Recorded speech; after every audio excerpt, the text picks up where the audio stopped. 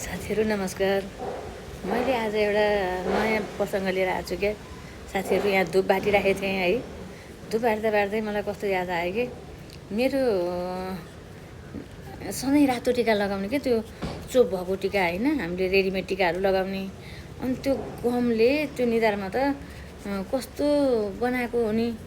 आज यसो छाम्दा त अनि मलाई त कस्तो लाग्यो नि, हजुरआमाको याद आयो। फेरि सानोमा के गर्नुहुन्थ्यो भने हाम्रो हजुरआमाले त्यो आमाहरू सबैलाई के, अब पहिला त आमाहरू धेरै हुनुहुन्थ्यो नि त, अब देउरानी जेठानीहरू, जेठा बाजेका कान्छा बाजेका बुहारीहरूलाई समेत बनाइदिन्थ्यो कि हजुरआमा, आफू घर हुने के अरे।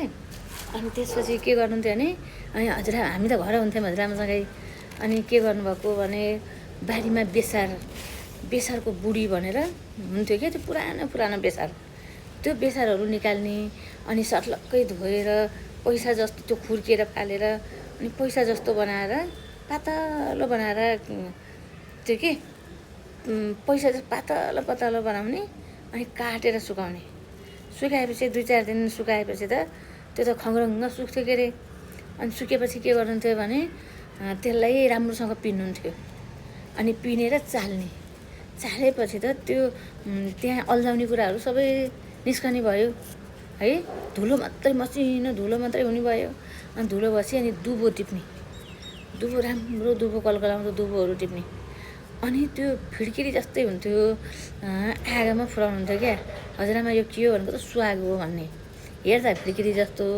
त्यसले आगोमा फुलाइदिएपछि त त्यो मकैको फुला जस्तो भएर फक्क फुर्सेर निस्कन्थ्यो कि। अनि त्यस्तो निकाल्ने, अनि त्यो दुबो अनि सुहाग, अनि त्यसपछि निबुवा, पाकेको निबुवा है, अनि त्यो बेसार सबै कुरो एकै ठाउँमा वरिपरि राख्ने। अनि राखेपछि के गर्ने त, सबै कुरालाई अब मिलाउन थाल्ने कि। अनि त्यो दुबो पनि पिनेर हो नि त, पिन्नुपर्छ दुबो पनि। अनि त्यस्तो बनाउने। अनि बनाएपछि यो सुहागले के गर्छ त भनेर सोध्ने कि मैले। सोद्धाखेरि त लेसिलो बनाउँछ, त्यो झट्टै उडेर जाँदैन त्यसले, त्यो त एकदम राम्रो चिज हो नि भन्ने। अनि त्यो सुहागलाई पनि मसिनो बनाएर त्यो चम्चाको पछाडिकोले फेट्ने के, थिच्ने। अनि फेरि त्यो बेसारभित्र मोल्ने, अनि दुबो पनि त्यसरी मोल्ने। अनि निबुवाको अमिलोले थोरै हालेर त्यसलाई गिर्खा पर्न हुँदैन भन्ने। अनि त्यो धेरै हिलो बनाउनु हुँदैन, ठिक्क यस्तो बनाउनुपर्छ भनेर मिलाइ यो हाल्ने। निबुवाको अमिलोले त्यसलाई मुछेर चट्ट बनाउने। अनि औँलामा यस्तो लगाउँदै हातमा यस्तो विचार गर्दै गर्ने, त्यो कतिको राम्रो भयो त भनेर। अनि त्यो बनाइसक्दा त त्यो केहीसँग पनि कलर नमिल्ने के, युनिक खालको कलर, यस्तो मिठो, यति मिठो हुने, त्यो यति राम्रो हुने।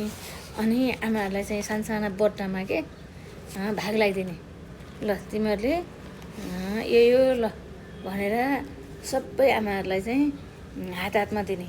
अनि आफूले अलि धेरै राख्ने, तिमीहरूको सकियो भने ल भन है, बिहान उठ, नुहाइधुवाइ गर, अनि यति टिका लाएर बल्ल टिका लाएर जबर्नुपर्छ भन्ने।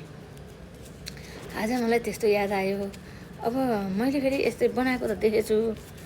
अब सबै कुरा यहाँ जुटाउन सकिन्छ सकिन्न।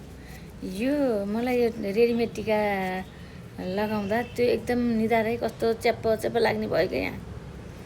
त्यस्तो हुनभन्दा त त्यो केही न केही त बिगार्छ होला नि त्यो है। मैले अब हामीले पनि यस्तो काम गरे हुन्थ्यो, यो रचनाको टिका। अब हजुरहरूलाई फेरि मैले भन्दा बढी केही जानकारी कसरी साथीहरूलाई छ कि होइन, मैले देखेको यही हो।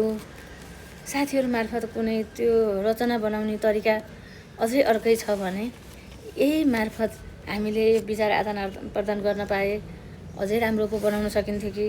साथीहरू पहिला पो जसको घरमा बन्यो धेरै टाढासम्म यो पुर्याउन गाह्रो थियो नि त।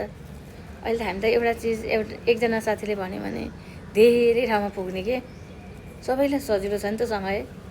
त्यही भएर मैले साथीहरूमाझ यो कुरा यसो है जोड्न चाहेँ। कसैलाई योभन्दा बढी राम्रो तरिका थाहा छ भने बताइदिन विनम्र अनुरोध गर्दै म यहाँबाट बिदा हुन्छु साथीहरू। धन्यवाद।